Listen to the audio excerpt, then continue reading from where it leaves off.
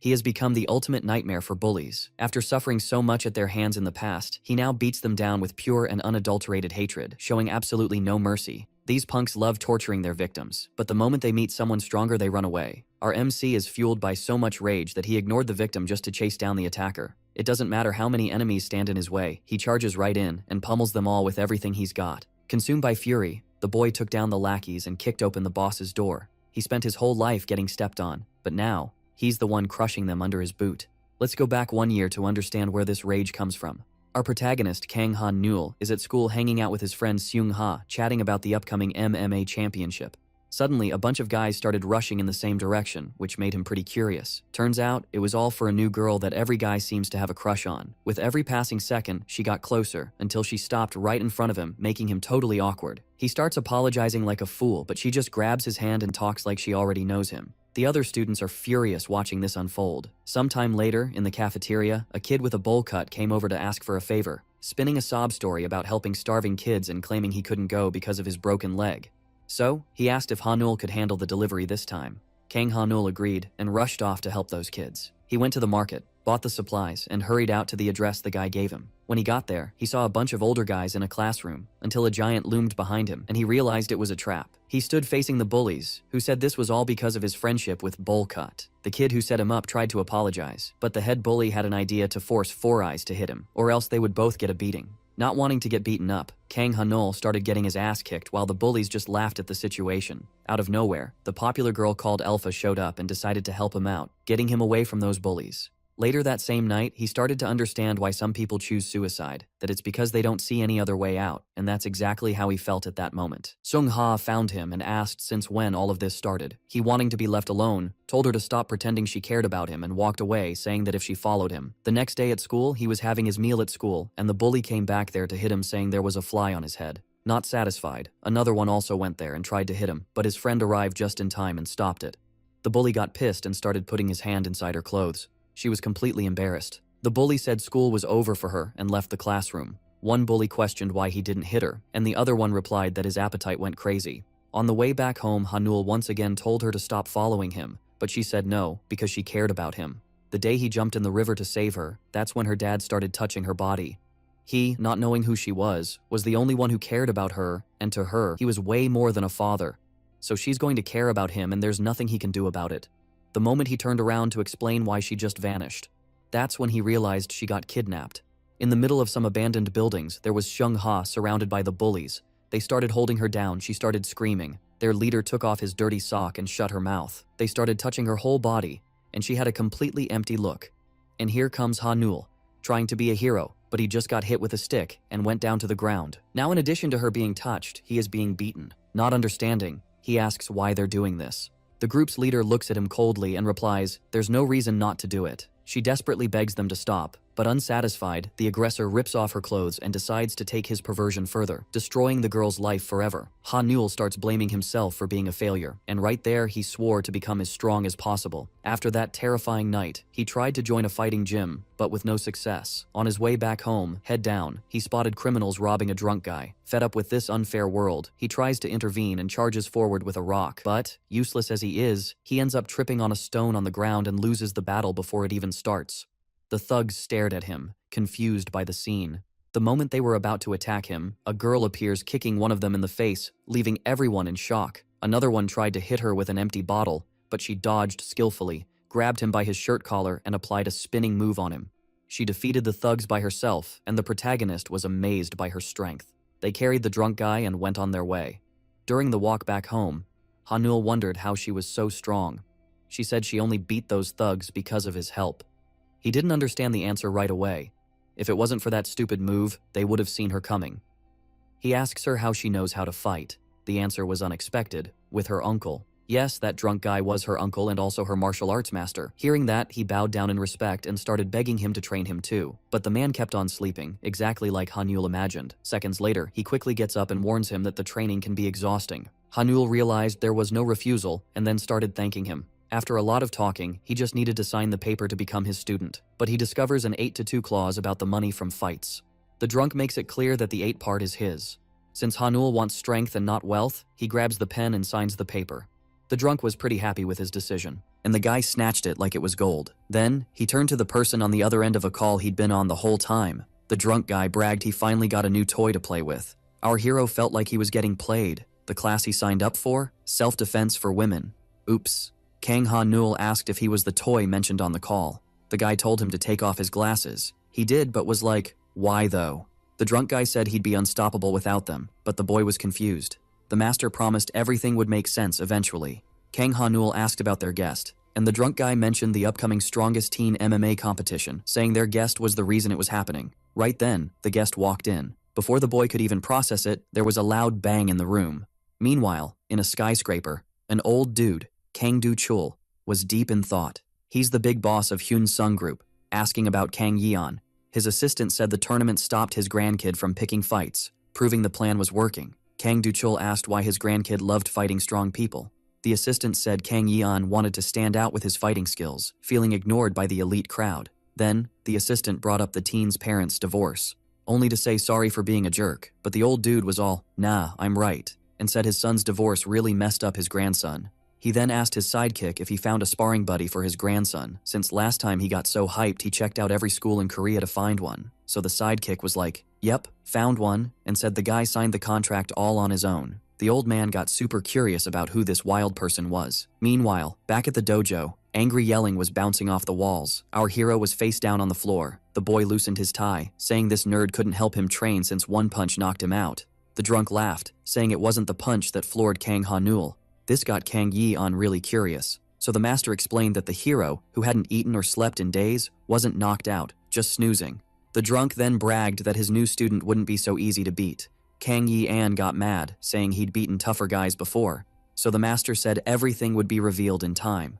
Later, a weird noise woke up our hero. He didn't know how he fell asleep and said the noise was killing his appetite, only to realize it was him munching. Kang Ha-neul was shocked since he didn't remember starting to eat. Then he noticed he had eaten a ton. Soon after, he saw someone in front of him. Kang Yeon, happy to see him awake, started teasing him for eating and sleeping at the same time. Our hero asked who he was, not recognizing him without his glasses. Suddenly, he felt startled and backed away quickly.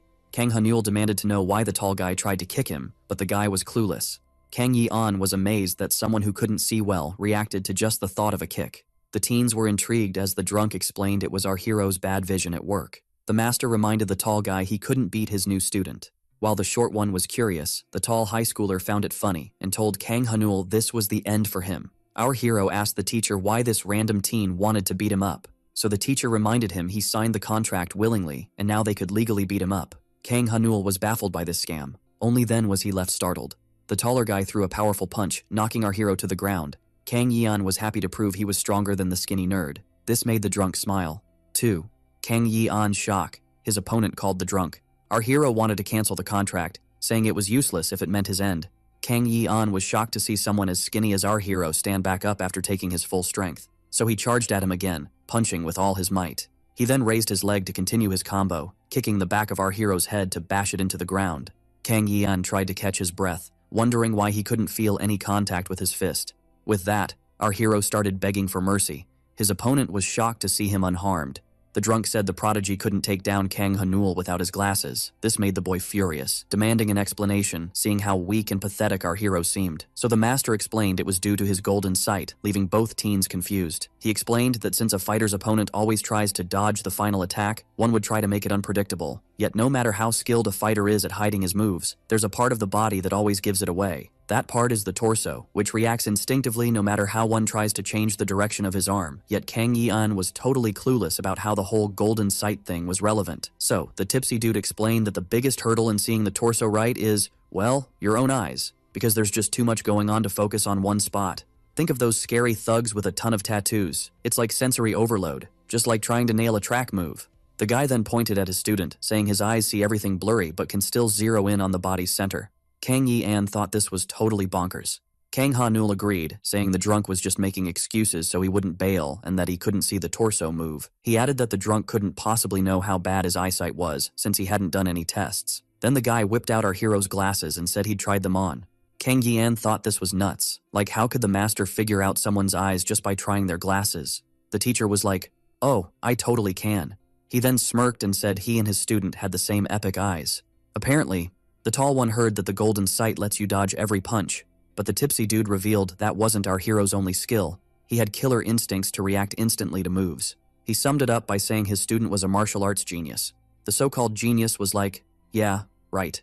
The master then said his student was the best dodger in all of Korea, and even Kang Yi-an had a slim chance of hitting him. This made the tall one think he'd be unstoppable after beating his short sparring buddy. So he was super pumped to bash the protagonist's skull, but the protagonist was like, nah, the master's talking nonsense. Then the drunk said sparring was done for the day, but the rich kid offered to pay double to keep going. The broke drunk was all in. A big decision was made for our hero without him even knowing. And just like that, the brutal sparring session kept going. That's how Kang Ha-neul spent his whole summer break getting smacked around without learning a thing before school started. Our hero felt chill and confused watching the pendulum swing in front of him. The word glasses popped into his head. It was the only thing he could think about. Kang Ha-neul got lost in the idea of glasses until he finally snapped awake. Confused, he thought it was just a dream. He wondered why he was out cold in the street, only to see his master right there, asking the same thing. Kang Ha-neul was like, I have no clue what's going on. The master reminded him that today was the first day of the new term, so our hero dashed off to school. Then someone spoke to the drunk. It was the elf, wanting to know why he hypnotized the kid. The master grinned and explained he set up a mental trick to stop Kang Ha-neul from bottling up his feelings. Lee Ha-ru was puzzled and asked about this trick, so the master explained it was all about the glasses. He kept it simple, saying a cool trick would show up once his student lost his glasses. Later at school, Kang Ha-neul sat alone, thinking about how his peers still saw him as a loser. Just as he started whining about his lack of fighting skills since he couldn't land a hit all vacation, someone overheard him. At first, he was confused, then realized it was his bullies who hadn't seen him in a while, asking why he was learning to fight. They figured he did it to stand up to them, so they wanted to see how strong he got. The bully then kicked him with all his might to slam him into the wall. They came back for more. One even said they'd cut him some slack if he became their minion and paid them tributes. He told him to say thanks, but when he got the silent treatment, he thought it was super rude. The bully started whacking the main dude on the head, then went for a mega slap that really hurt. The slap was so epic it knocked Kang Ha-neul's glasses to the floor, shattering them. The bully said none of this would have happened if he just followed orders. Then they went off to smoke, telling their sidekick to have the cash ready for tomorrow, when suddenly, the sidekick called them losers. The bully was totally ticked off. To everyone's surprise, Kang Ha-neul stood up and demanded to know where someone was. Kang Ha-neul wanted to find their boss. A crowd started gathering around them. The bully felt super awkward being the center of attention, so he grabbed a broomstick nearby, snapped it, and charged at our hero to teach him a lesson. He swung with all his might, and the broomstick broke, but it didn't hit the target. The bully was stunned. Kang Yi-an jumped in at the last second, saying he was the only one allowed to mess with Kang Ha-neul. The bully didn't recognize this new guy, so one of his pals mentioned they were expecting a new student today. Hearing this, the student called out Kang Yi-an for being so bold, but when he said he wouldn't fight if he just kept talking, the bully got mad and pulled out a knife. He was ready to teach the newbie a lesson. Just then, an adult saw the kids, and the teacher demanded an explanation. The thug said he was just showing the new kid around school. He decided to continue the tour and suggested settling their differences later. With that, the teacher left, telling the boys not to cause trouble at the start of the year. As the thugs were leaving, one of them told the main guy to meet them at the abandoned building after school. There he'd find what he was looking for, and finally meet the big boss. Later that night at the dojo, Kang Yi-an was annoyed his sparring partner was late, so the master said he should check on him. Kang Yi-an thought it was silly because helping his partner meant missing the strongest teenager tournament. But when the drunk said he was worried, the high schooler said he'd never seen him worry about a student before, so he explained he wasn't worried about the main guy. The master said that in the last month, Kang Ha-neul learned some counters, but they lacked power for some reason. Kang Yi-an said those counters were weak against him because of the power gap. The master said that wasn't it, and while the tall one trained normally, his student was pushing his limits every day, and the reason his punches lacked power was because he wasn't angry enough. Kang Yi-an was super confused, so it was explained that Kang Ha-neul wouldn't fight honorable opponents like him. The master said, in other words, our main guy could only really fight when angry, and he was super chill when calm, which made it sound like Kang Ha-neul would crush the prodigy if he got mad. The drunk said that wasn't true and his student lacked power, but hey, you can make up for strength in street fights. If the main guy ever went berserk, he'd easily crush the street thugs, which is why the master was worried about his opponents.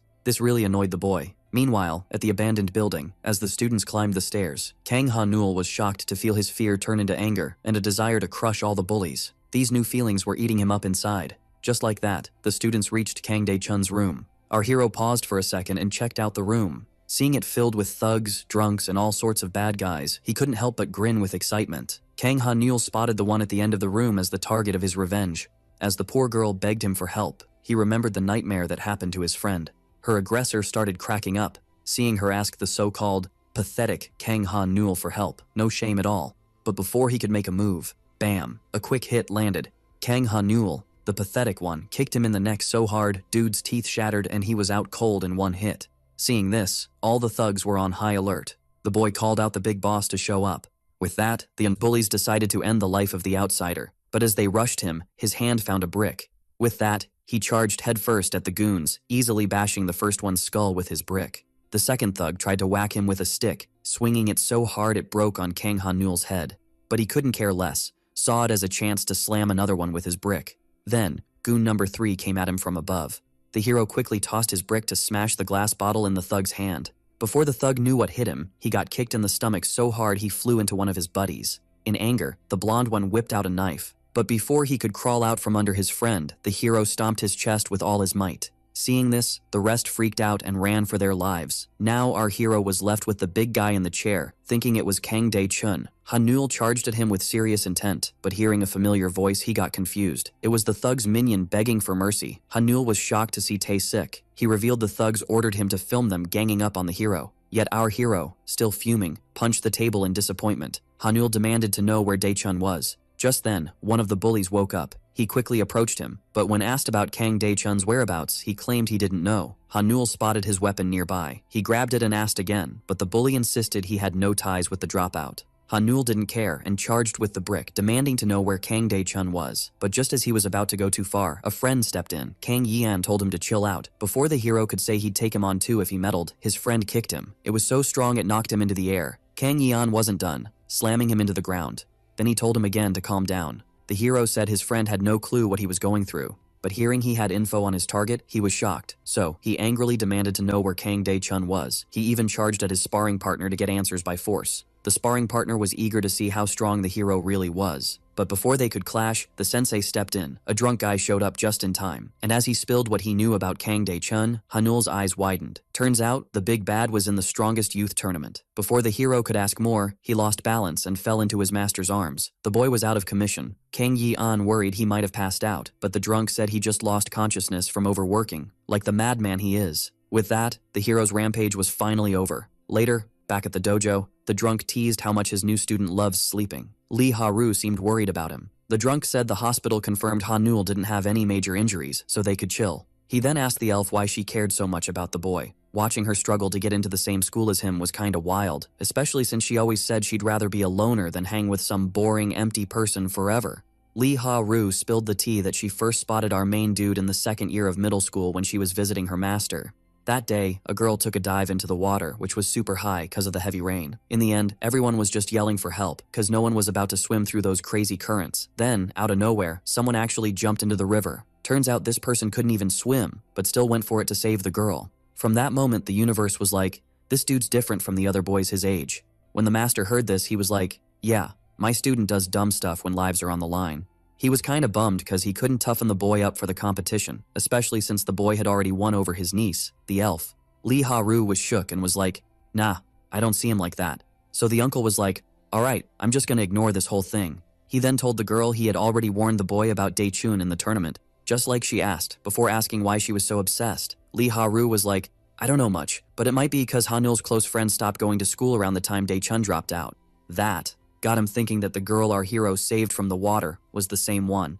Meanwhile, somewhere else in the city, Shung-ha was just wandering around, lost in her thoughts. But then, she accidentally bumped into a thug and hit the ground.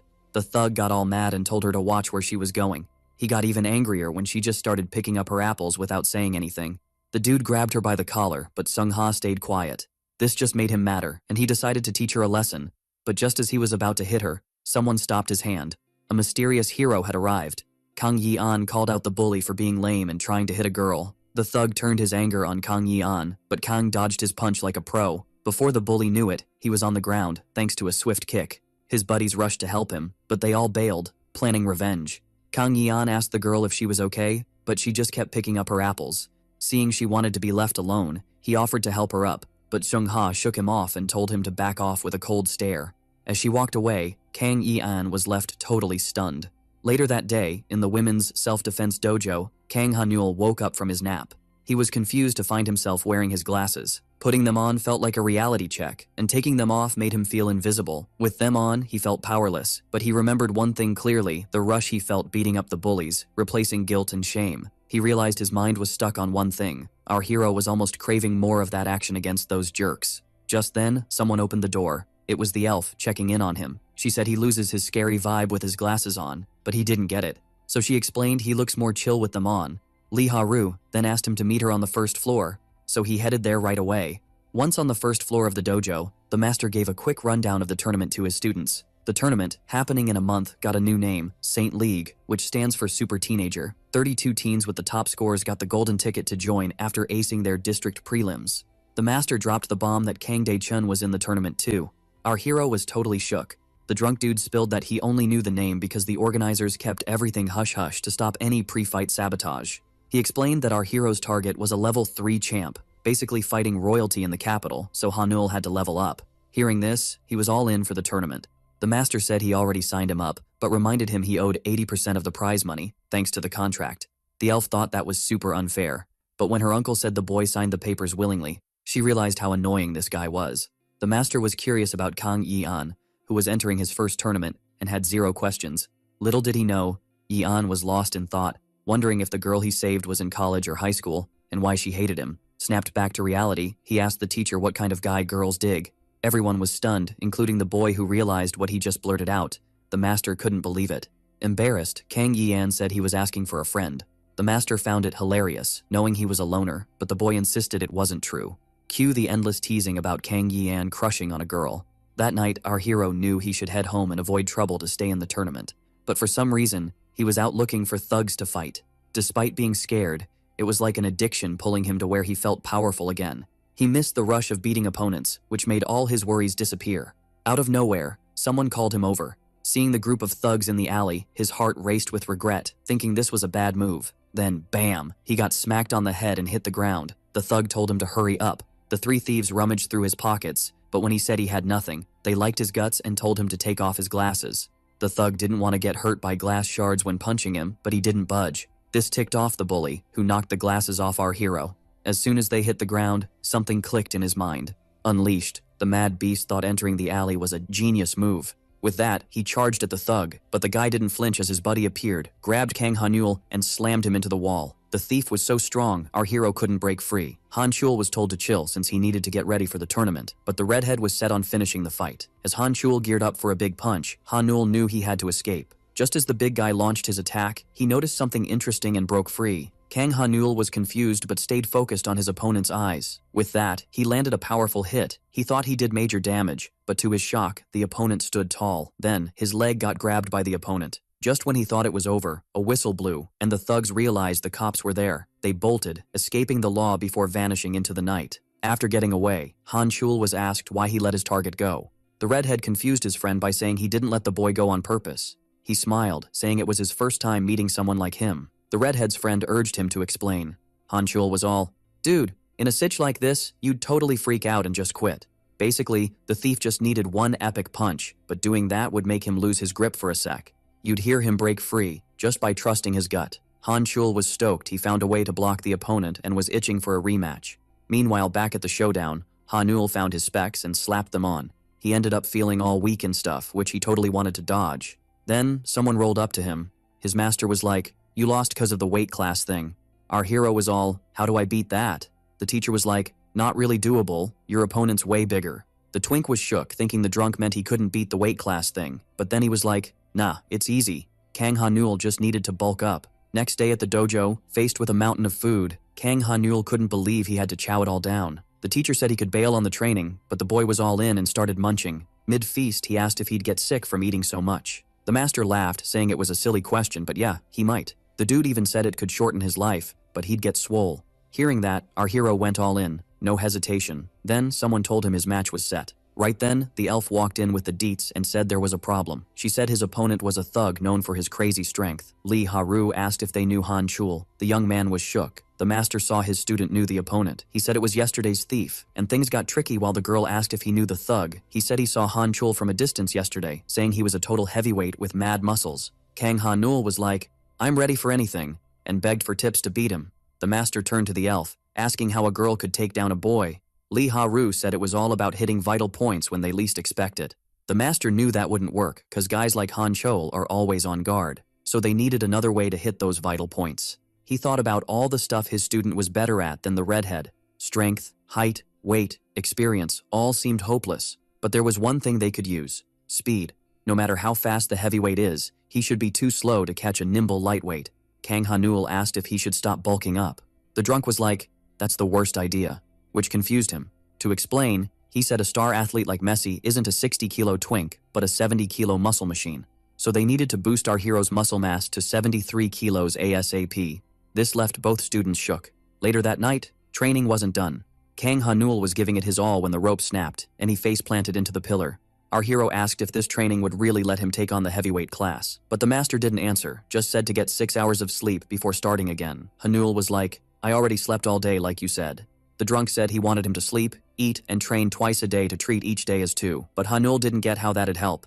Seeing how thick the boy's skull was, the master decided to break it down again. No, not literally. He said human muscles are like super delicate threads, and they're a total challenge. Hanul thought his master meant they needed to handle them with care, like a fragile package. But nope, the master said he got it all wrong. Plot twist. Turns out the hero was supposed to wreck his own body. What a twist. Shocked, he asked for the 411. The master explained that when a muscle gets wrecked, it heals back stronger, like a superhero power-up.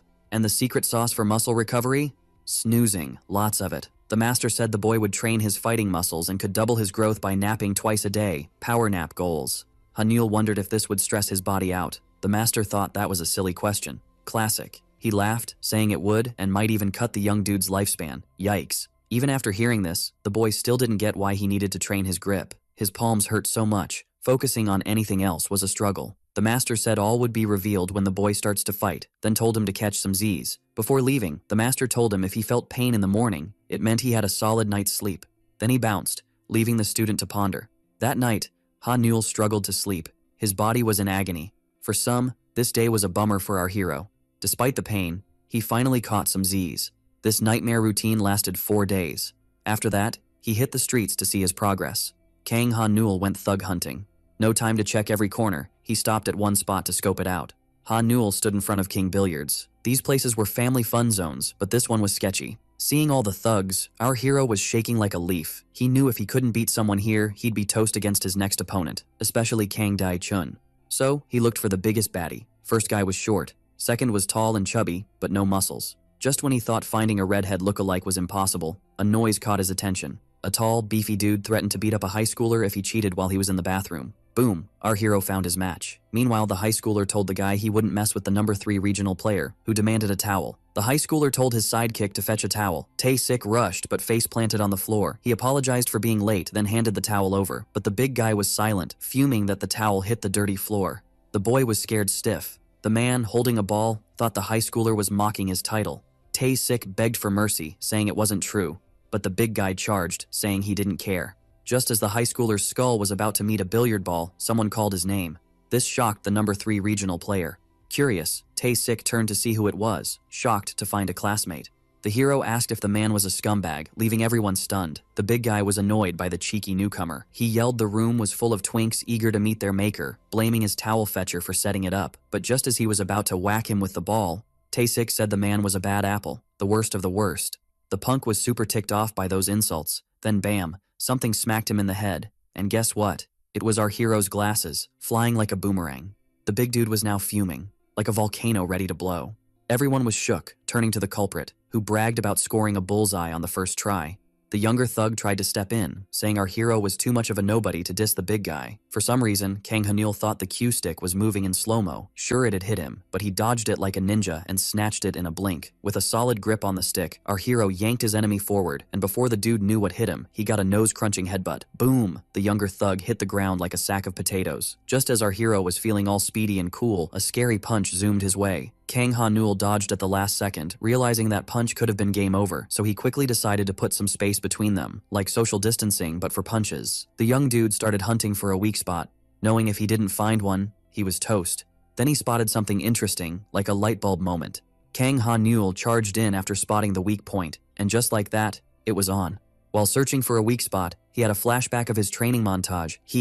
was wiped out, asking his master if this training would really help him beat someone bigger. The master said the opponent's weak spot would show up, but it was up to him to nail it. The training was all about making his punches faster, like turbo mode. Eventually, his punch would become a finishing move, boosting his win rate. With that, the boy finally got why he was training so hard. Kang Ha-neul wondered if guys like his opponent even had weak spots, and to his surprise, the master pointed to the knee. He said the knee muscles of a big dude, no matter how strong, are always stressed and could be taken out with one hit. In other words, a solid knee hit would open the door for a final blow. So, as our hero searched for a weak spot, he noticed something interesting. As his opponent was telling Tai-sik to move, Kang Ha-neul saw all his weight was on one leg, so he rushed in to take it down, like a game of Jenga.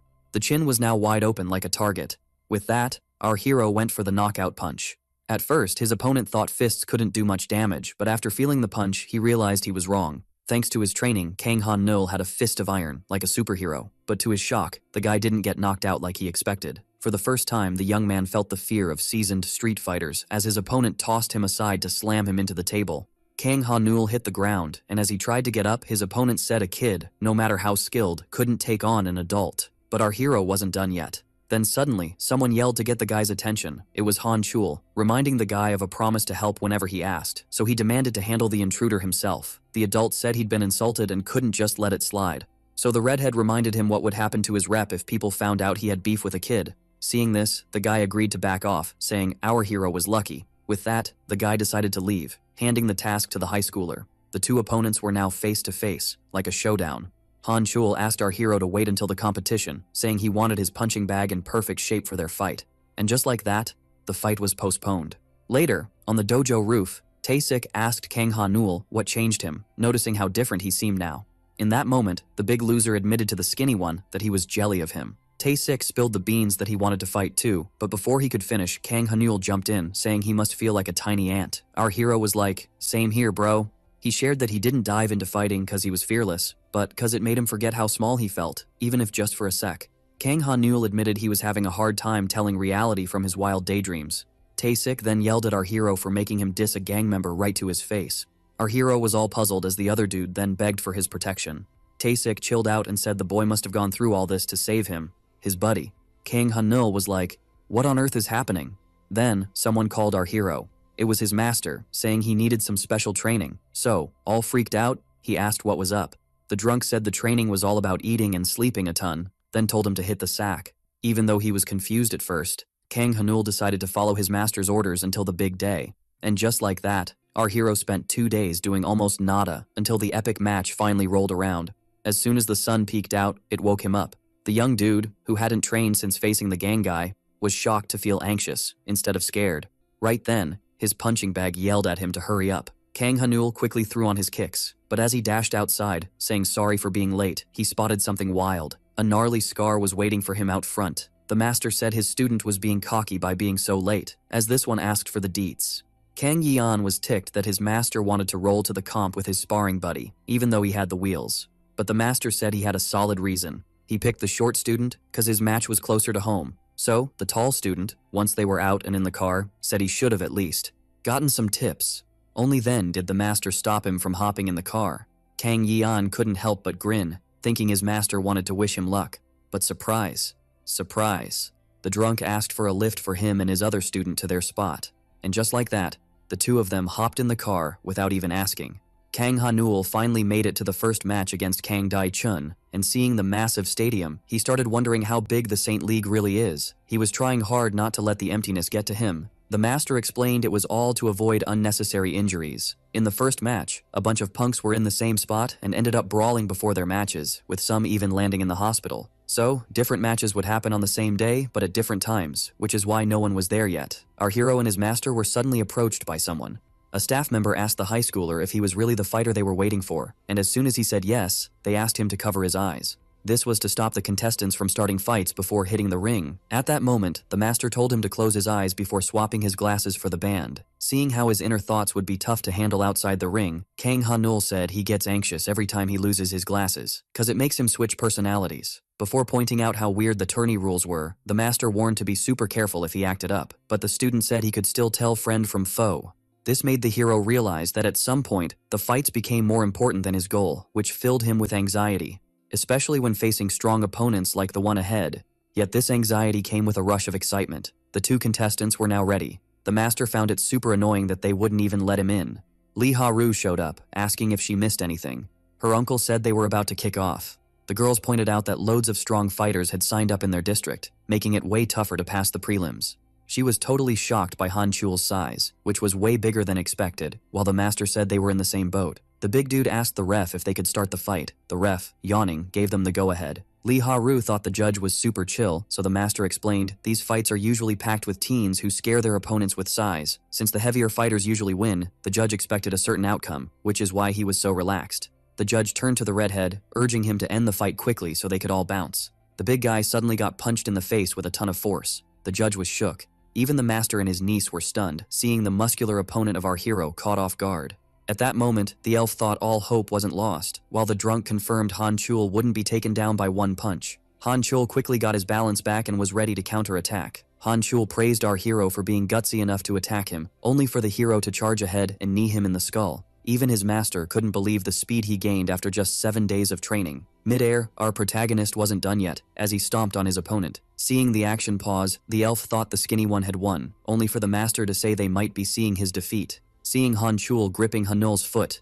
Lee Ha-ru was horrified, thinking he was about to twist it. Han Chul told his opponent that no matter how scared he was, he couldn't continue the tournament if he lost a leg. Just as he decided to twist it, he was shocked by the skinny guy's counterattack, which he blocked at the last second. Seeing the elf's confusion, the master explained Hanul rotated with the twist to protect himself and counterattack. Han Chul realized he had to go all out, but just as he was about to grab the protagonist knew getting caught again meant defeat. He got off the big guy and put some distance between them. Hanul was surprised none of his attacks worked on his opponent. Han Chul praised the protagonist's speed, but said he had no chance of winning since finishing moves had no effect. Hanul realized his attacks didn't work, so he had to keep his distance, but running away would lead to defeat. So, only one good option was left. The drunk was stoked his student figured out the right way to win. With that in mind, he charged at his opponent again. His first punch was a fake, and the real attack was a powerful kick to the giant's knees. But this didn't bother Han Chul, who even cracked a smile. Han Chul told our protagonist again his attacks were useless before delivering a powerful blow. For some reason, our hero, who dodged it, felt like he was about to pass out. He got blasted away and almost hit the wall. Lee Ha-ru found it odd, as despite going for his opponent's knees in their first street fight, he tried it again, knowing it wouldn't work. Hanul said this was his only path to victory, as heavy fighters like his opponent were usually weak in the legs. But before he realized it, his opponent launched a counterattack. Hanul was grabbed by the shoulders. Han Chul lifted him high and slammed him into the ground. The impact was so strong it made our hero cough up blood. Han Chul said the weak, like our protagonist, shouldn't rise against his kind and should stay quiet and obedient. With that, he decided to deliver the final blow. Did he know everything went just as our wild hero had planned? So, Hanul decided to go for the sneaky move, targeting the one leg holding up his opponent like a wobbly Jenga tower. Han Chul was totally caught off guard, almost face-planting into the ground.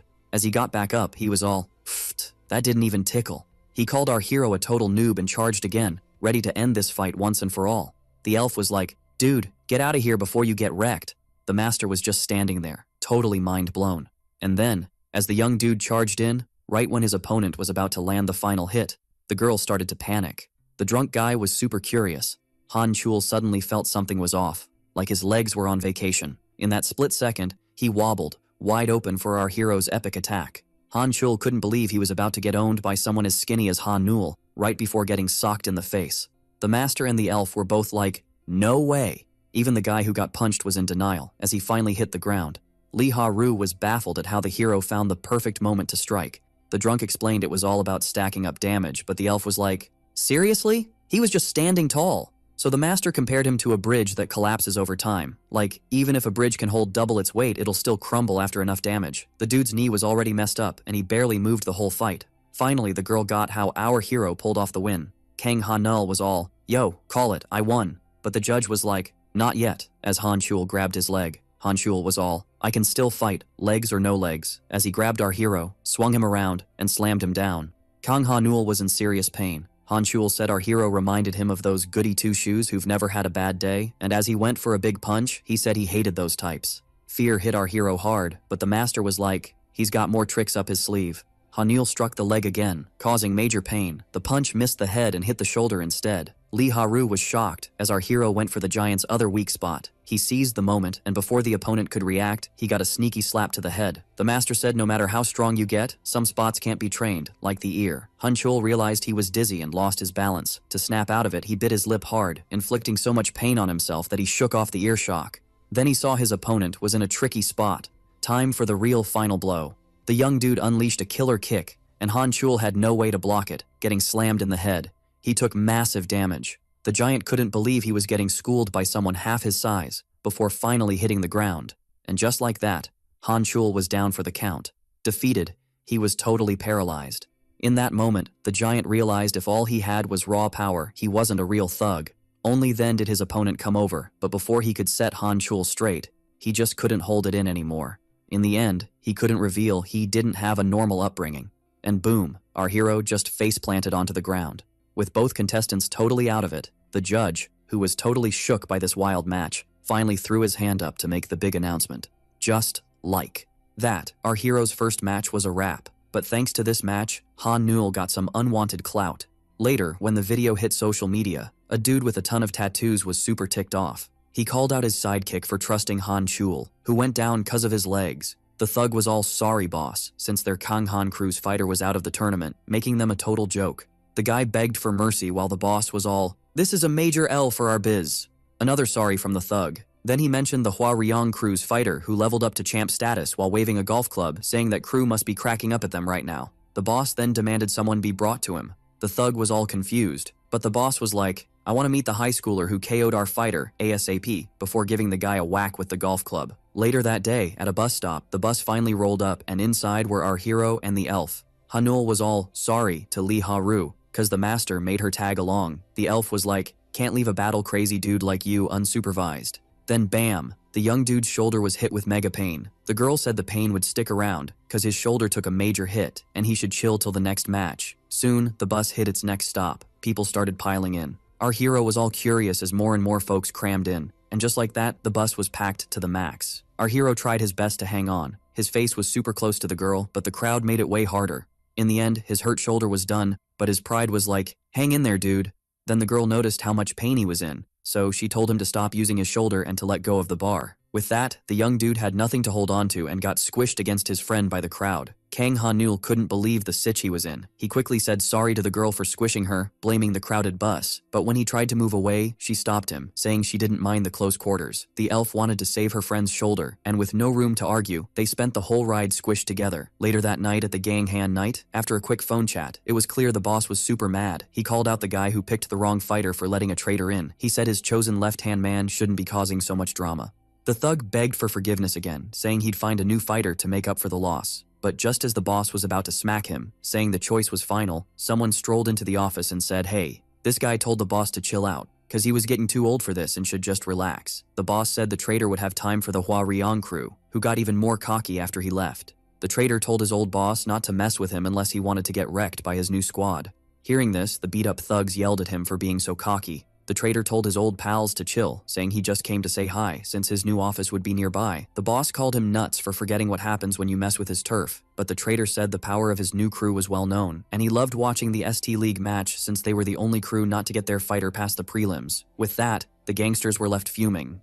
Alright, buckle up, cause here's the remix. So, this sneaky dude just dipped, promising he'd swing by again, and told the boss to quit the biz cause he was washed up. As soon as he bounced, the boss, who was trying to keep his cool, just couldn't hold it in anymore. He went full Hulk on his desk, smashing it to bits. His left-hand guy was shook, like, "Whoa, boss is jacked." The boss wanted the 411 on the high schooler who KO'd their crew. His freaked-out sidekick said he couldn't find him, even after checking his school and crib. Hearing this, the boss was like, "Why'd I hire this clown as my left-hand man?" He thought life might be chill if he ditched this useless dude. The guy started begging for another shot, saying he found a new lead on the kid. He said he tracked down the hero's buddy, Lee Haru, and promised to bring Ha Nul in ASAP. Next day, Lee Haru was strolling down the street. She had this weird vibe about the day but decided to shake it off. Later at the dojo, the elf told her friend he ranked number 2 in their district after his match. She said things would change now that he's in the top 32, but our hero was stressing about his shoulder being a problem. Lee Haru said the master assured him his shoulder would bounce back after some chill time. With that, she headed out. But just as she warned him about his shoulder, bam, Giant hands grabbed her out of nowhere. The gang finally found their target, and he was freaked seeing his friend in trouble. The thug said they'd been hunting for the kid forever. Then he tossed his glasses away. One thug caught them, curious, but before he knew it, he got neck punched hard. Boom, first goon down. The second one didn't even blink before the hero was in his face. Kang Ha-neul took down every hand that dared touch the elf, proving he was number 2 for a reason. With that, 2 gang members were down, but before our hero could catch his breath, an armed thug blindsided him. He got hit in his hurt shoulder, and the pain was intense. He dropped to the ground screaming. The bad guy was loving it. He decided to humble the kid by kicking him so hard in the head he flew into the couch. The girl was terrified seeing her friend get wrecked. Just like that, the kid was out cold, and the gang nabbed him and his friend. Meanwhile, at Thug HQ, the boss got a call. He picked up fast. It was one of his goons asking what to do with the captured kid. The boss said Kang Ha-neul needed to pay for taking out their contestant's leg. Now the goons knew what to do. As the call ended, someone rolled up to the boss. This guy wanted to know why his right-hand man was there. He said he heard about the left-hand guy's epic fail and thought he should be punished. The boss said if he messed up again, he'd be toast. The sun was setting, and the night was creeping in. Later, in a sketchy warehouse, the thugs gathered. After snagging the high schooler, the adult wanted to use him for his own gain. He said because of the hero's win, their crew lost big bucks, and his life was on the line. The boss only wanted one leg broken, but the guy wanted more. At that moment, our hero spoke up. Kang Ha-neul hinted it was lame to drag an innocent girl into his mess. Hearing this, the guy cracked up. He said he felt zero shame keeping girls as prisoners. He tried to school the high schooler, saying gangsters like him always think they're above the rules, and they only feel that way when they're the most feared. With that, he swung his massive hammer with all his might, aiming right for the high schooler's noggin. When it hit, it did some serious damage. Our hero asked the dude if he wanted to keep his honor by letting the girl go. The guy just laughed, saying there's no shame in keeping a girl prisoner.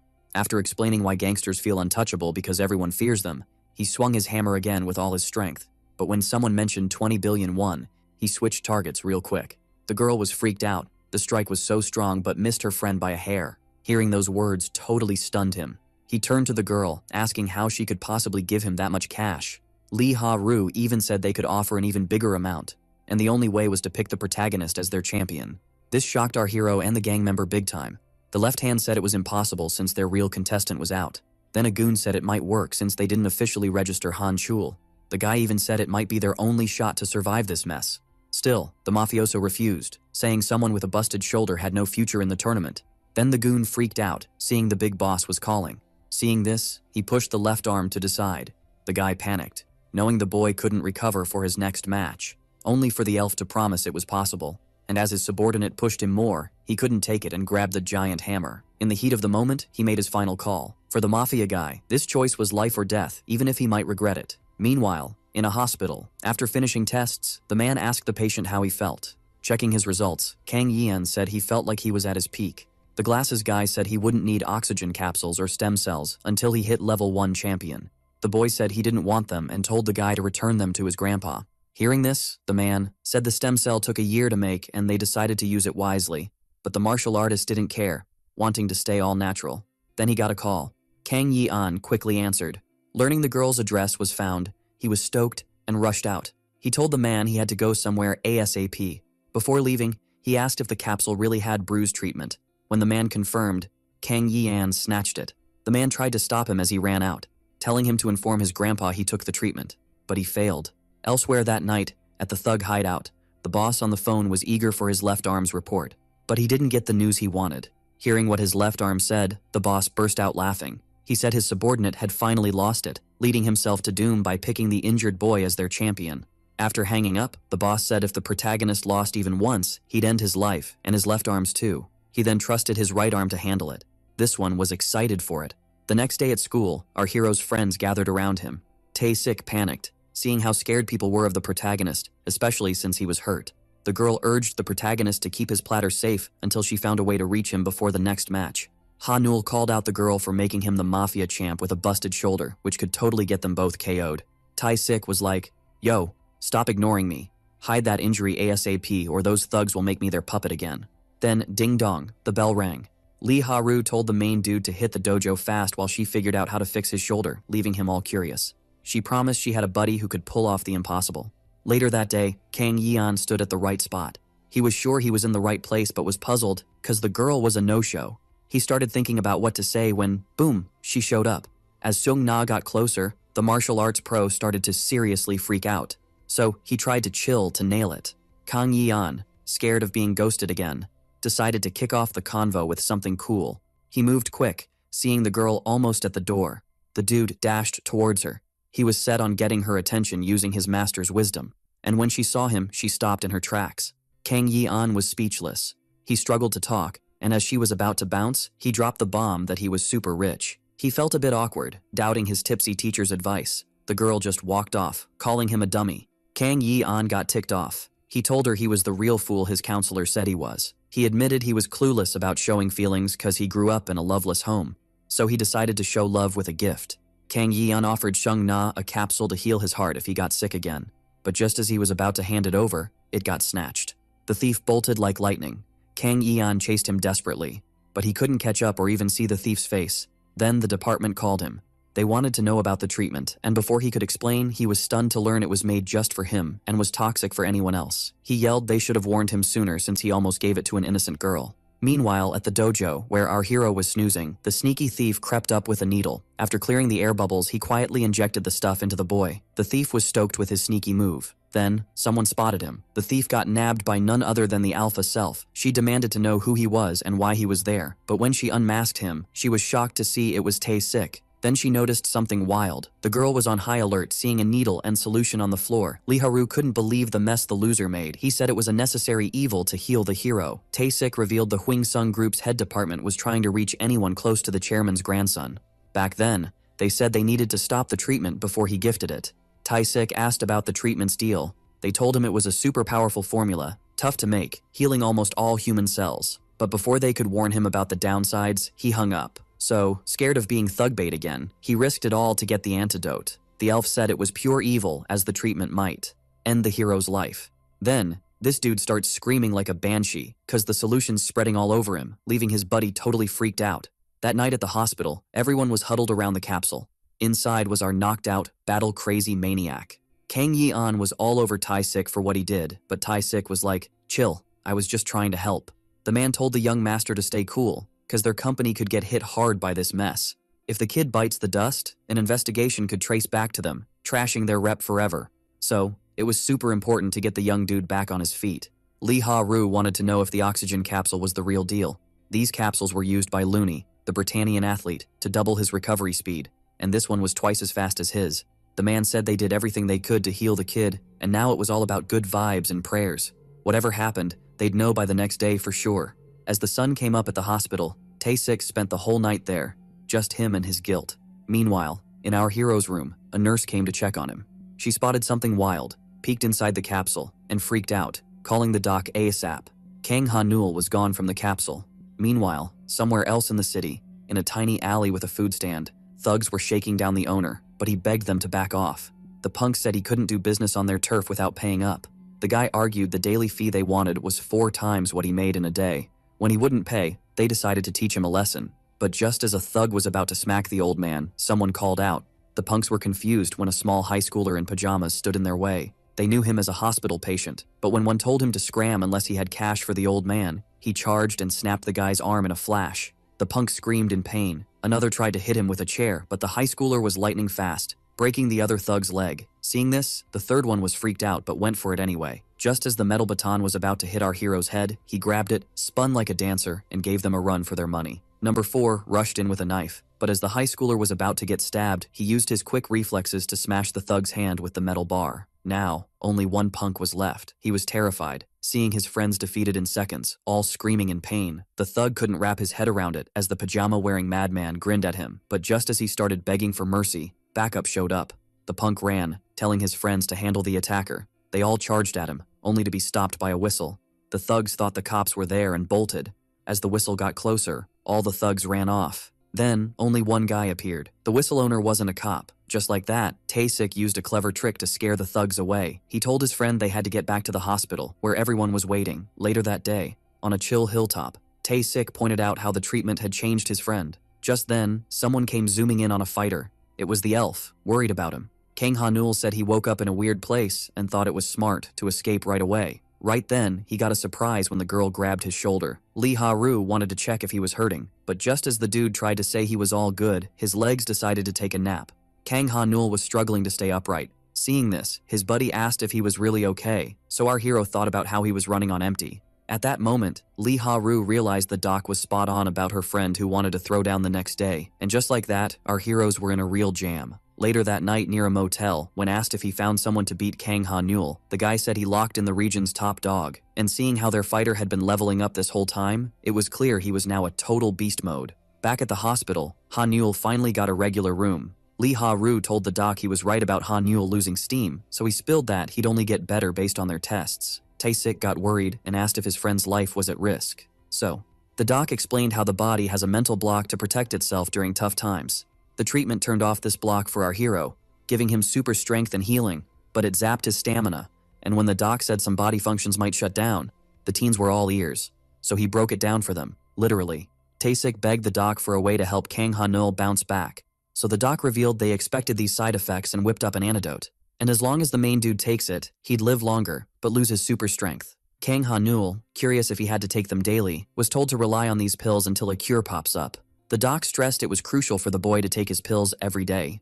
Later that night, Tae-sik was puzzled seeing his friends hit the dojo instead of chilling before the big match. Kang Ha-nul said they needed to meet a coach set up by their new buddy, the gang member. Tae-sik wondered who was so important they'd meet him at this hour, but later, seeing him, the boy was shook. Tae-sik thought the coach was here for payback, since it was none other than our hero's old rival. Ha-nul was stoked to see the mafia's left arm didn't fib. Han-chul said he didn't expect the boy to step up as the gang's rep after what happened to his leg. Ha-nul said it wasn't on purpose and wanted to ask the big guy something. Our hero wanted to know why his punches were so weak.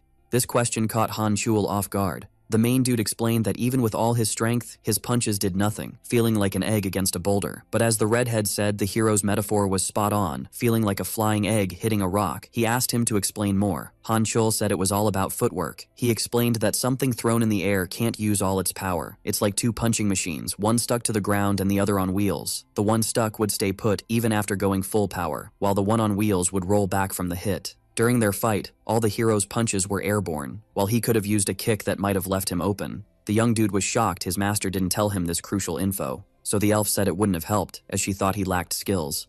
Ha-nul was curious to hear this. Han-chul explained the hero should have used skills to beat someone like him, but he made up for it with speed. Ha-nul was all about finding a sneaky way to win, knowing surprise was his secret weapon. So the thug spilled the beans, saying there might be a way to win based on past fights, but it was risky business. And just like that, Han-chul dropped this new trick on Ha-nul. Next day, at the gangsters' hideout, the left and right arms were chilling face to face. Everything was set for the epic showdown. The right arm told the left one that the boss was a fan, which is why he hadn't been kicked out yet. But if his champ lost, he'd be out of a job for sure. Hearing this, the left arm dared the right one to bet his title to keep things spicy. The right arm's sidekick got all riled up, but was quickly shut down. Then someone piped up, saying it was a genius idea. The boss agreed, saying the bet would make the match way more epic. At that moment, the right arm announced the match had kicked off, but what they saw on TV had everyone gasping. The left arm was shook, thinking the match ended as soon as it started. Earlier that day, Han-chul and Ha-nul were face to face at the dojo. Oh, the hero asked his new coach if his moves were actually going to work. Han-chul said the only way to win was to trust his feet. So, as the hero asked for his teacher, the big guy was intrigued. He told the young dude to keep his previous attitude. Han-chul said in their last two fights, Ha-nul was like a wild beast, but that fire vanished from his eyes. Our hero spilled the beans to the big guy that his personality flips when he loses his glasses. At school, the only way to beat up bullies without shaking was to ditch the specs first. Han-chul was baffled that the kid turned into a beast when his vision blurred. Hearing this, our hero realized how wild his situation sounded.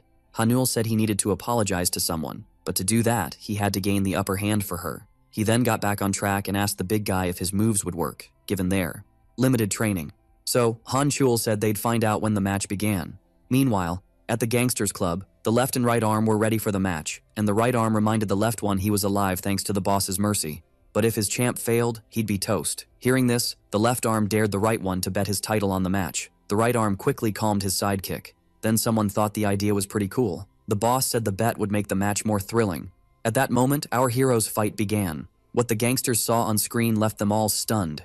Everyone watched as our hero's opponent slammed him into the ground, causing major pain. This tall dude was all about showing off his strength. Seeing this, Kang Ha-nul's friends couldn't believe it, thinking the hero had lost, seeing him unable to move. The judge was about to declare the tall guy the winner, but then the one on the ground started yelling.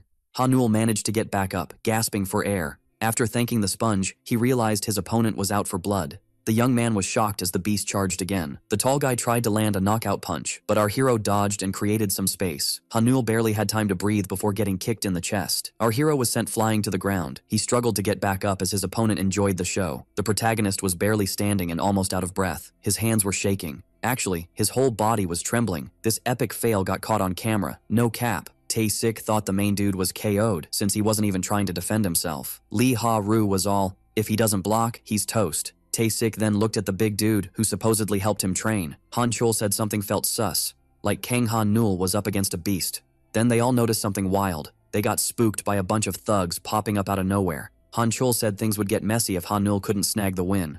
Meanwhile, back at the brawl, the beast was ready to finish it and charged for one last hit. But just as he was about to land the final punch, the main dude made his move, and something insane happened. Gasping for air and shaking, it seemed like our hero was out of juice. This was going live to everyone watching. Tae-sik said the main dude must have blacked out, while the elf said he needed to block to save himself.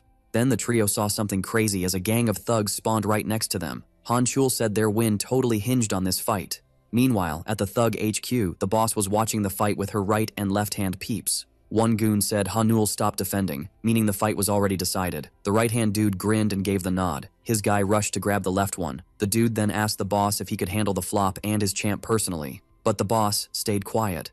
Then, the gang member and the three high schoolers thought they lost the game. Back at the fight, as the beast was ready to land the final punch to end our hero, just before his fist could hit, Hanul dodged and threw a quick punch, then went for a counterattack. After planting his foot, Hanul put all his power into one punch that caught the opponent off guard, and just like that, he dropped a punch so strong it left the beast stunned. Seeing this, everyone was totally shook, and just like that, the epic punch landed. The beast took a massive hit to the face. Our hero's punch was so strong it sent him flying into the glass window. The three high schoolers watching from outside were blown away. After seeing the beast was down, the teens took a sec to process the epic win before going wild. Meanwhile, at Thug HQ, the right-hand dude couldn't believe what just went down. Then, the boss explained Hanul was taking hits on purpose. This ticked off the number 2, as his champ shouldn't have been taken down by a small fry. The boss couldn't help but grin, saying it was his first time seeing someone as tough as Kang Hanul, then noticed his right-hand dude was salty about their champ's win. So, he told him to honor the bet he made with the left-hand dude. Back to the high schoolers, Tae-sik was stoked to see Han Chul's training paying off. The big guy said it seemed like the main dude was predicting the attacks. So the nerd said it was thanks to his golden sight. Han Chul said their plan to take hits until the opponent was open shouldn't have worked against such a beast. He was also curious since the main dude should have been fighting with a hurt shoulder, then got confused when Tae-sik took credit for the recovery. He was super happy since his friend's win meant his days as a thug servant were over. But the elf seemed worried. She said something felt off since the judge hadn't declared the main dude's win yet. Both Tae-sik and Han Chul were shook. Inside the fighting arena, our hero's gasping for air like he's just run a marathon. His opponent's down for the count, or so it seems. The judge is giving him that "what's next" look. Then, he tells the beast to hop back in the ring or face elimination. Hanul's jaw drops. The beast? Oh, he's fuming now. Our hero's brain screaming danger if the beast gets back up. And guess what? That's exactly what happens. The beast, ticked off from getting hit, decides our hero's gotta pay, and not with Monopoly money. He smashes the camera in a fit of rage. Then, he launches at our hero, and it's like a horror movie. Blood everywhere, screams echoing. The high schoolers, total panic mode, cause they can't see the rest of the fight. Sirens blare, an ambulance rolls up, and Lee Ha-ru's freaking out. Later at the hospital, outside the operating room, the judge and 3 high schoolers are on edge. Lee Ha-ru asks the judge what went down. The judge spills the tea. After the beast smashed the camera, his opponent was toast. The beast spots a camera leg, picks it up, and the judge is like, "No way, that's against the rules." But the beast? He doesn't care. He's out for blood. He lifts the adult like he's a rag doll, tosses him across the room. Now, it's just the beast and our hero. The judge can't stop it, and the beast attacks Kang Han-nul with the stick. Blood's everywhere. Tae-sik asks how bad it is, and a voice says it's way more than a scratch. Everyone's begging the doc for news, and he says he's done all he can. He suggests they go see the fighter themselves. So, in the intensive care room, the teens see their friend in the hospital bed. Lee Ha-ru's so shocked, she hits the floor. Tae-sik asks about the injury, and the doc says it's way more than a scratch. Everyone's desperate for an update. The doc says there's not much to do, and leads them to the intensive room. They see the hospital bed, and the teens are floored. Can't even recognize their friend. Lee Ha-ru collapses. Tae-sik turns to the judge, who says their friend lost a lot of blood. But the judge, thinking they're the beast's pals, says he didn't mention an injury. The boys can't believe it. The judge explains that when the beast charged, he passed out after coughing blood. Tae-sik thinks it's from Kang Ha-neul's punch, but the doc says nope. It's about substances. Tae-sik's confused, but Han-chul says it explains the weird vibe. The doc says the beast took too many strength boosters and his body couldn't handle it. Lee Ha-ru asks about Kang Ha-neul, who's MIA. Meanwhile, someone eavesdropping bolts. He finds his buddy and tells him after the screen went blank, he pretended to check the signal to leave the boss's office. He warns if the left arm finds out the champ actually won, they're in deep trouble. But the right arm says they gotta chill till things cool down, and the sidekick realizes there's a plan brewing. But when he hit him, the dude was all, if the kid vanishes, poof, all our probs are gone. Left the guy totally shook. He told the right-hand dude that messing with the champ would bring the boss's fury, big time. Turns out, the gang's number 2 wasn't about to get his hands dirty. Right-hand dude dialed up someone, spilling that they weren't the only ones gunning for the main guy. The dude on the phone got told to head to Ha-neul's spot and do whatever to embarrass the Kang Han crew. The sidekick was like, whoa, boss is calling that shady dude? After getting these wild orders, the traitor who ditched the Kang Han crew was kinda hyped. Meanwhile, the 3 teens were like, something's off here, said the elf. She was all, Ha-neul running into a juiced-up fighter? No way, that's random. From what he heard, Han-chul asked Lee Ha-ru if she thought someone was out to mess with Ha-neul. Tae-sik was like, dude's probably knocked out cold back at the arena. Lee Ha-ru was on a mission, calling for backup and even dialing 911. Han-chul was like, if someone's after him, they're already on the move. And just like that, the trio was hoping for a taxi, praying they wouldn't be too late. Back at the fight spot, our hero was still KO'd on the floor. Kang Ha-neul was totally out. But then, someone spotted him from outside the room. That person grabbed the handle and swung the door open. It was Seung-na, the girl who kicked off our hero's quest. She freaked out hearing voices down the hall. She saw a weight rack and used it to block the door. Just like that, no one could get in. In that split second, the dude woke up. His head was pounding, wondering how long he'd been out. With chaos around him, he realized he couldn't move. Kang Ha-neul saw a shadowy figure nearby. He struggled to stay awake. In the end, a hand gently landed on his shoulder, leaving him super confused. Meanwhile, in the taxi, Tae-sik was like, step on it, dude. But the driver was like, I'm already flooring it, sit down. The elf was praying the main guy was okay, then got a call from Kang Yeon. She picked up, asking if he'd found the main dude. Everyone was on edge as the boy spilled the tea to the girl. Seeing Lee Ha-ru's face after the call, Tae-sik got nervous and asked if the main guy was alright. She ignored him and told the driver to head to Hyun-sung Hospital. The taxi driver was like, on it. Later at the hospital, Kang Ha-neul and Lee Ha-ru were face to face. The main dude was all, sorry for the drama.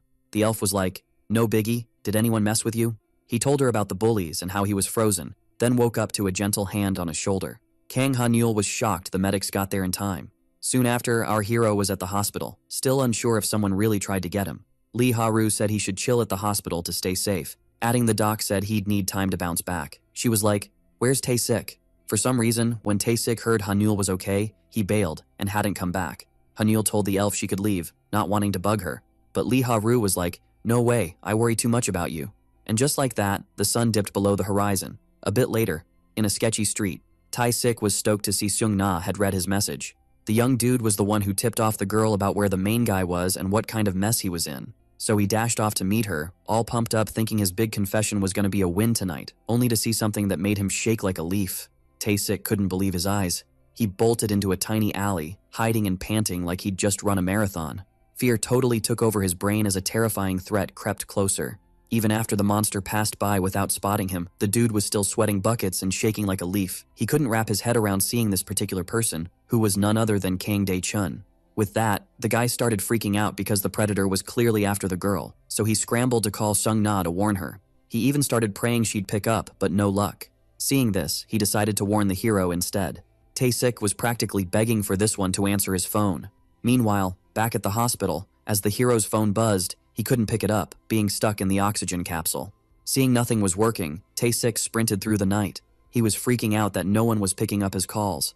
The cops he'd called to check on the girl would leave if nothing seemed wrong, so if she was with the predator somewhere else, things could get ugly. So, the dude rushed to find the one in danger. Soon after, as Seung-na strolled down the street, Tae-sik finally spotted her, but he wasn't the only one who found the girl. As soon as the monster showed up, the dude quickly hid, terrified. He nearly jumped out of his skin when his phone rang, so he scrambled to silence it before he got busted. At that moment, he thought he was a goner. But after a brief pause, Tae-sik mustered all his courage to sneak a peek. What he saw next blew his mind, as Seung Na and Kang Dae-chun were nowhere in sight. Only then did a voice come from his phone. Kang Ha-nul wanted to know if Tai-sik was for real about saving Seung Na before, and if she was really being hunted by Kang Dae-chun now. Meanwhile, not far away, Seung Na was heading home. Suddenly she got the chills. She stopped in her tracks, sensing danger creeping up. She turned and was horrified to see Kang Dae-chun right there. Just like that, her scream pierced the night. Meanwhile, at the hospital, a patient dashed out with no shoes on. As he sprinted like his life depended on it, our hero was praying he'd make it in time, only to faceplant. Kang Ha-nul was super worried about his friend. Meanwhile, the friend was down on her knees. Kang Dae-chun apologized for not showing up sooner, saying he had some business to handle. He said he still regretted letting her slip away before. And so the thug moved toward the girl to finish what he started. But as Seung Na started to scream, something unexpected went down. Someone was stepping in to stop Kang Dae-chun, and it was none other than Kang Yi-an. The dude then coolly sized up the situation, and seeing the girl shaking in fear, he asked if the bully had hurt her. Kang Yi-an tried to calm Seung Na, saying she'd be safe with him, only to suddenly feel on edge. The kind guy rushed to block the thug's punch. Even though he reacted in time, Kang Yi-an still took a big hit. Kang Dae-chun said that for some weird reason, Seung Na was always surrounded by idiots. So he told her he'd give Kang Yi-an the same fate as Ha-nul. The dude seemed out of it. Seung Na was sweating bullets, and just when it looked like the punch would land, Kang Yi-an dodged it just in time, using the momentum to launch a counter punch that hit the opponent in the back. Just like that, he managed to land a hit on Kang Dae-chun. The young dude was praying hard that his attack would do the trick, cause his knee, messed up from his last match, was starting to scream. But, plot twist, Kang Dae-chun caught himself just in time. The bully grabbed the dude's arm. He braced himself, ready to throw a punch that seemed impossible to dodge. As these two martial arts legends duked it out, Seung Na was rambling like a YouTube comment section. Right then, Kang Yi-an blocked the punch like a pro. Even though her protector was holding strong, the girl was shaking like a leaf in a windstorm. Seeing this, the dude knew he had to get her to safety first to focus on this tough opponent. So, he switched to kicks. Even though Kang Dae-chun blocked it, the kick was so strong it sent him flying into the wall. Kang Yi-an rushed to pin him down, and after locking him in place, he told the girl to run like the wind, but she just stood there. The dude said he couldn't hold him much longer. Seung Na was trying her best, but fear had her legs stuck like glue. Still, she was doing her best to make a run for it. She was inching towards the exit. Kang Yi-an's knees were about to give up from the pain, and as she passed him and his opponent, he felt relieved there were only a few steps left before she was safe. But when someone called her name, Seung Na froze again. Kang Dae-chun had told her she couldn't leave until he was done with her. At that moment, he finally broke free from the wall. The bully noticed his opponent's knees were hurting. Right then, Kang Yi-an told Seung Na to run as fast as she could. With that, the thug launched his counterattack, starting with a kick that knocked the dude off his feet. It was so strong it slammed him into the wall. The pain was so bad Kang Yi-an couldn't move his legs. The thug wasn't done. He gathered his strength for a big stomp. Kang Yi-an watched in horror as Dae-chun broke his leg, making him scream in pain. Just like that, Kang Yi-an's knee was dislocated. Now with the main obstacle down, nothing was stopping Kang Dae-chun from grabbing Seung Na. But just as he was about to, something stopped him. The bully turned around to find his one-legged opponent clinging to his leg. This intrigued Kang Dae-chun, who asked why he was doing this, only for him to say he finally got why Seung Na wouldn't talk to him. This made the bully realize the dude was ready to sacrifice his leg for this girl. And as he told her to run, Kang Dae-chun agreed to give him the heroic end he wanted. He started by stomping his head into the ground, but seeing he still had fight left, he decided to break his arm. Kang Yi-an couldn't hold back his screams of pain. The entertained bully said his efforts were pointless, as he claimed the girl as his obedient slave. But just as he rushed at her, demanding she submit, he screamed in pain. Kang Yi-an was biting Dae-chun, hoping to buy time for her to escape. The bully couldn't take it anymore and spotted some bricks nearby, deciding to teach the dude a lesson. Kang Dae-chun was mad that his opponent was doing all this for a girl who couldn't even run away. So he decided to smash his head with a brick, and just like that, blood went everywhere. Kang Yi-an was shocked by what he saw, as Seung Na had jumped in at the last second to hit the bully in the head. That hit to the back of the skull seemed to do some serious damage. Seeing the girl finally overcome her fear, Kang Yi-an couldn't believe his eyes. And as the bully was about to hit the ground, he prayed for him to pass out, but then saw him catch himself at the last second. The young dude was left totally horrified. Kang Dae-chun was totally raging. Seeing this, Kang Yi-an was all, "Run, girl, run." Meanwhile, our hero was sprinting down the street, barefoot, hoping his squad was safe. This time, he was dead set on getting back at Kang Dae-chun. But more than anything, he wanted his friend safe. And just like that, he zoomed through the night. Back at the scene, the girl was stuck with the bully. He said Seong Na and Kang Dae-chun must have a shared death wish before smacking the girl and knocking her to the ground. Right then, the bully jumped on top of her. He was ready to teach her a lesson for being sassy. Kang Yeon was freaking out, begging him to stop. But just as Kang Dae-chun was about to hit Seong Na, a sudden noise stopped him and put him on high alert. Our hero was running like the wind, praying his friend was okay. He was itching to find Kang Dae-chun and keep Seong Na safe.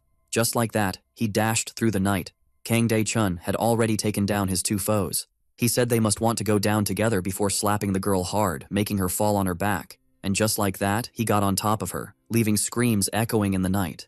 Back to our hero, as he zoomed around the area, he suddenly heard some quiet screams. But when he tried to follow them, he hit a dead end again. Then he heard another noise and rushed to check it out. With that, Kang Ha-neul found the right spot, and what he saw next was a shocker. The person in front of him was none other than Tae-sik. The boy said he tricked the bully with a whistle to make him scram. Our hero immediately asked about the girl, and his friend said she wasn't too bad and he'd already called for help. Kang Ha-neul was boiling with rage and couldn't hold it in anymore. Our hero demanded to know where the big bad was before charging into the night to find him. Then suddenly, someone called him. It was his beat-up sparring buddy. Kang Ha-neul was surprised to see him too. Kang Yeon warned him he couldn't take on Kang Dae-chun alone, especially like this. But the blood-covered hero didn't care. He was all about revenge. And just like that, he started searching for the opponent twice his size. Kang Yeon told Tae-sik to stop him, but Tae-sik said the bully wouldn't fall for the whistle trick again. Still, the young man didn't care, and told him to do whatever it took to stop the worst because, in his mind, this wasn't a fight Kang Dae-chun could win. Meanwhile, Kang Ha-neul was still zooming around. Then he stopped. Our hero was in front of a tunnel. He knew it was the quickest way out of town, so he dashed into the dark tunnel without a second thought. While exploring, Kang Ha-neul thought this must be the bully's escape route if he thought Tae-sik was a cop.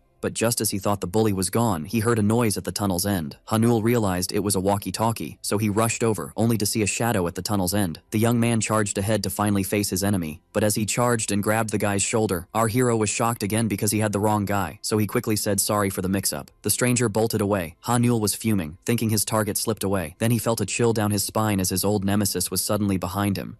After all this time, our hero was face to face with the ultimate bully, but for some reason, he just couldn't move. Kang Dae-chun started smacking him on the head, calling him rude for not saying hi properly. The troublemaker then remembered that time our hero fainted after seeing his friend in trouble, and while hitting him, said Seong Na was now his loyal servant. Our hero suddenly felt a fiery rage. Kang Dae-chun bragged about hitting the girl when she looked helpless and begged him to stop. Then, he decided to show the protagonist an example.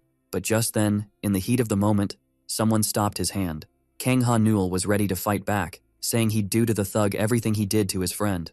Kang Dae-chun found it hilarious, thinking a skinny nerd couldn't touch him, only to get a jaw-cracking punch that hurt like crazy. With Kang Dae-chun now airborne, our protagonist acted fast and charged at him head first. Kang Ha-neul grabbed his opponent by the head. He braced himself and unleashed all his anger, and just like that, the bully was slammed into the ground. Kang Ha-neul said there was more coming and punched him in the face again. But as he kept hitting him, our hero suddenly ran out of breath. Still, he wanted revenge, so he went for one last punch, only for it to be stopped, shocking him. Kang Dae-chun mocked him for his weak endurance. He got ready to counterattack, saying the young man really surprised him, and just like that, our hero was kicked off his target. The hit was so strong that pain shot through his veins. Our protagonist was grabbed by the arm and swung by his opponent. Just like that, he was slammed into a pile of wood. With Kang Ha-neul on the ground and hurting, Kang Dae-chun charged at him, annoyed by the boy's persistence. Then our hero dodged the punch at the last second and decided to use his feet to kick his opponent in the head. But seeing this, someone cracked a huge smile. Kang Ha-neul was left horrified. Kang Dae-chun launched himself at our protagonist, throwing him away. The thug was full of energy. The amazing state of his opponent, compared to his own pitiful one, left the young man puzzled. Seeing this, the bully explained the pain was from landing on a pile of nails and wood earlier. Realizing he was impaled from the back, Kang Ha-neul braced himself and grabbed the piece of wood. After much effort, he finally pulled it out and threw it on the ground. Kang Ha-neul struggled to stand on his feet. At that moment, Kang Dae-chun had a nasty idea, grabbing the same piece of wood that impaled our protagonist. Kang Dae-chun said our hero should have respected the pecking order and accepted his place below him before going for the final blow. Then, out of nowhere, a savior appeared. Kang Dae-chun didn't expect Tae-sik to suddenly show up and bite his ear. The bully screamed in pain. He grabbed the loser by the head and slammed him into the ground. After getting bitten, Kang Dae-chun had enough of the loser's rebellion, so he decided to give them both what they deserved. Yet, to his shock, Tae-sik called him laughable. These words really ticked off the bully. Tae-sik said Dae-chun was about to meet his doom. At that moment, the bully thought the lackey finally lost it after being a minion for so long. But just as the bully was about to end the loser, he suddenly stopped. Tae-sik cracked a smug smile as many gang members appeared behind him. The big guy was annoyed to see someone messing with their faction's champ. With that, Kang Dae-chun promised revenge someday before running off into the night. The next day at the hospital, Tae-sik stood beside Ha-nul, who was in a hospital bed. The boy asked his friend if he wanted to check on Seung-na, who was also a patient there. Kang Ha-nul was all, "Nah, I can't see her, not after all the mess she's been through 'cause of me." Dude was stuck in a guilt loop, blaming himself for passing out when Seung-na needed him most, feeling as useless as a chocolate teapot. Then Tae-sik was like, "Remember when I texted you about saving the girl?" Hearing this, our hero's face lit up like a Christmas tree, eager for the deets.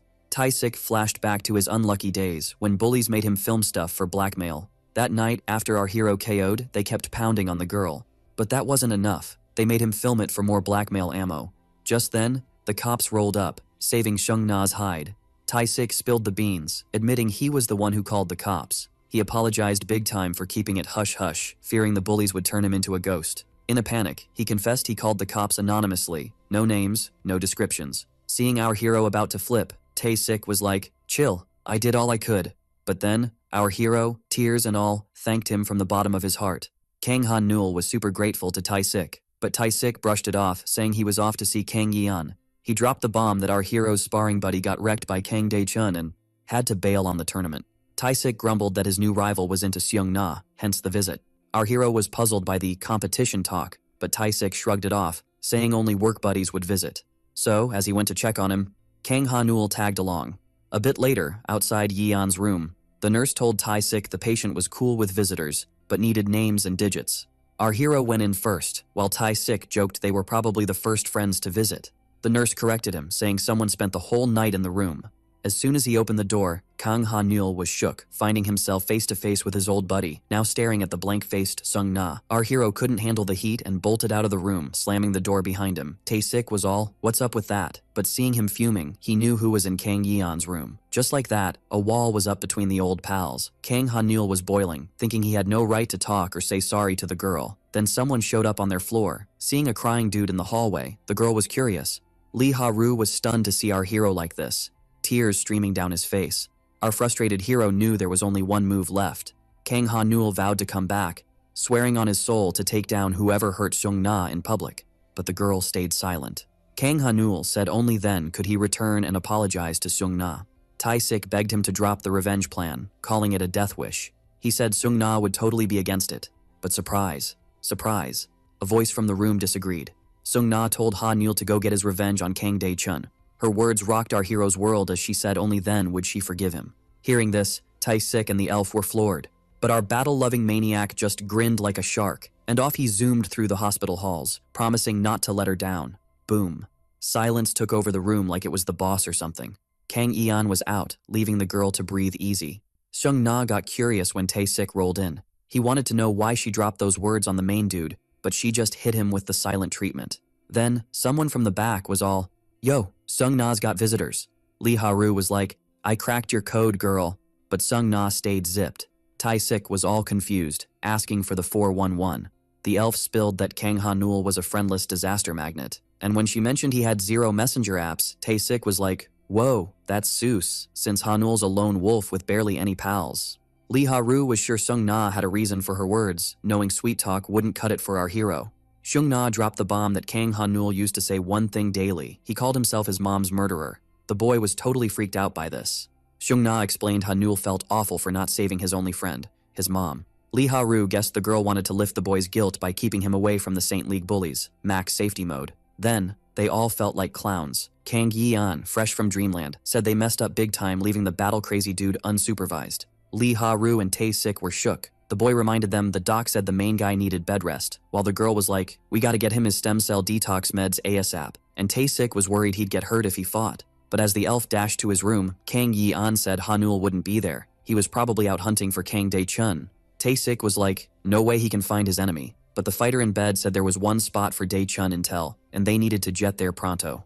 That spot? Chunyung High School, where Ha-nul and his crew hang out. Hanul figured the best way to find Kang Dae-chun was to grill his minions. He started with the toothless bully. Hanul asked a student about the bully, but when he stopped him for info, the kid yelled for him to back off. Hanul was shook by the reaction. Everyone was scared of the bullies and didn't want trouble. Our hero realized the school still saw him as the same old loser, even though he was a fighter in the Saint League. But he didn't care. Finding Kang Dae-chun was priority number one. When he walked into the classroom, students freaked, thinking the bullies would cause chaos because of him. Hanul took a deep breath and shocked everyone by yelling for the bullies to show up. Everyone thought he'd lost it. Hanul didn't wait long for results. The bullies finally rolled in. Some students panicked, seeing the loser picking fights with the big shots. The lead bully demanded answers, thinking all problems were handled. But when someone introduced our hero as Kang Ha-nul, the big guy was stunned to see the skinny dude from the rumors. Meanwhile, our hero was cool, checking out the scene. He noticed new faces among the school's bullies. He quickly realized the guy in front was the new king of the school. Then, bam, the pain in his back hit again. Ha-nul figured out the doc was spot on about his condition, and he really needed to chill. One of the bullies noticed our dude must have gotten hurt in his last brawl. He saw this as his big chance to be the guy who took down the wild dude who soloed the whole hideout. So, he asked the new boss, Ma Sung-chul, to let him handle it. Face to face with our hero, the bully bragged that unlike last time when he was fresh out of surgery, he was now at full power. Kang Ha-nul quickly realized he couldn't take on all these thugs at once, and while the dude in front kept yapping nonsense, our hero was busy plotting his next move. Out of nowhere, a kick was launched. The bully wanted to wrap this up ASAP. That's when our guy figured there was only one way to win. And boom, the bully's big attack totally missed. Ha-nul zipped past him, and before the dude even knew what hit him, the battle-crazed maniac ditched his glasses and snapped Ma Sung-chul's leg. As the school's big boss howled in pain, all the regular students were left totally shook. Once he knocked the new school king off his feet, our hero delivered a punch so epic it slammed the dude's head into the ground. After witnessing this epic showdown, all the other bullies were freaked out. Just like that, the school's big boss was taken down by one of the so-called losers. No one in the class could wrap their heads around it. The predator locked eyes on his next target. The other bullies were so scared, they started backing away slowly before bolting like scaredy cats. And with that, only one comeback was left. Kang Ha-nul demanded to know where Dae-chun was, but the dude said he couldn't help. So, as our hero told him he didn't have to spill the beans right away, the bully was left scratching his head. At that moment, the battle-crazed maniac charged forward, eager to pound the info out of the thug. But as soon as the bully decided to spill, our hero hit the brakes. The bully revealed Kang Dae-chun was known to hang at a certain club, and when our hero asked about it, the dude said going there was nuts, because it was run by punks. But Kang Ha-nul didn't care and pushed for the address. Later that night, the young dude finally reached the spot. The club was called H2 Club. As soon as he got there, Kang Ha-nul, seeing this kind of place, thought he needed to get in ASAP. Spotting the high schooler, the bodyguard was curious, and when he tried to enter, he stopped him right away. The guy told the teen he couldn't come in and rudely told him to scram. This made Kang Ha-nul realize it was an adults-only club, meaning Kang Dae-chun shouldn't be there either. But just as he thought he had the wrong place, he heard someone inside saying the boss wanted to see Dae-chun. Ha-nul quickly spun around, and after spotting the one who just entered, he knew this was his target. So, he tried to rush in again. The security guard pinned him to the wall, saying minors weren't allowed. Seeing this, Ha-nul squeezed the guy's arm and with a wild grin, told him to back off. This freaky look startled and ticked off the gangster. So, he decided to mess with the kid. They said the teen fought back, and just like that, both hits landed. But to our hero's surprise, both attacks were blocked by none other than the drunk himself. Ha-nul didn't expect his teacher to show up, and as the thug's backup rolled in, the master told his students it was time to show off all their progress. One thug whipped out a knife, ready to prove to the outsiders they were on their turf. The master told the kid it was time to show off his speed, but before he could even finish, the kid zoomed ahead.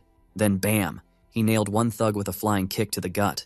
The master thought this was the ultimate dumb move, because another thug grabbed the kid from behind. The dude lifted the high schooler up like a rag doll, and then slammed him onto the ground. Ha-nul was hurting bad, coughing up blood. The thugs decided to teach the wild teen some respect, but just as one was about to stomp him, he saw something coming. And boom, the thug got punched with insane force. The hit was so strong it messed him up big time. The guy crashed into a board, after getting launched a good distance. Ha-nul was shook by his teacher's power. The master wanted to know why the kid jumped in, and the kid said he was just following orders. Then one thug yelled for backup to handle the pesky martial artists, and as the bad guys swarmed from all sides, the master grabbed his student and said he wasn't talking about fighting speed. He then made a run for it, telling the kid he meant running away speed. Later, when the drunk and the kid ditched the danger, The master banned his student from that club, saying the thugs there were way tougher than school bullies. When the kid mentioned he was looking for someone, the master knew he meant Kang Dae-chun. He asked Ha-nul what he'd do after finding him, since taking out Dae-chun was the only option. The master said the kid couldn't do it, as Dae-chun was a level 3 champ, way out of his league, but Ha-nul insisted Kang Dae-chun's crimes couldn't slide, so the master reminded him he trained him for this, and had a deal he'd dig.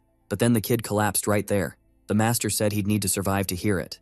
A bit later at Hyun-sung Hospital, where our heroes hung out a lot, 3 people stood in front of the oxygen capsule, with Kang Ha-nul resting inside. His master and friends were stressing because he'd be out for a week, and his match was tomorrow. Basically, the thugs who made him their champ were gonna stir up some serious trouble.